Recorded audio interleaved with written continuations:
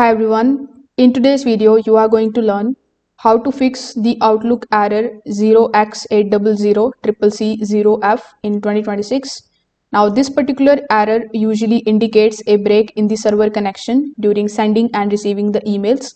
So in order to fix this issue, you first of all have to open your Outlook application on your computer.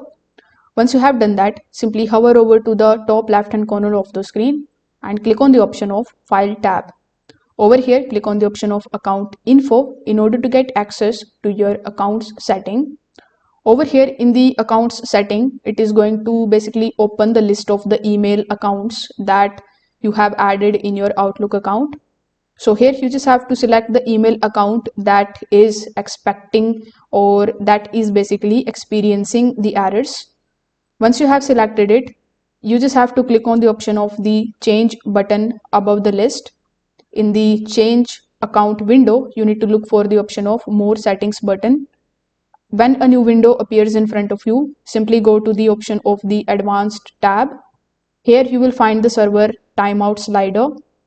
So this error is often caused by a temporary interruptions, so that the slide the marker towards long. So this gives you Outlook more time to complete the send and the receive process. Once you hit OK, simply close the settings window. Then click on the next and finish to close the account setup. Once done, restart your Outlook account and attempt to send and receive your emails. The increased server timeout should resolve the connection issue. If this video helped you out, make sure that you like this video and subscribe to the channel. Thanks for watching.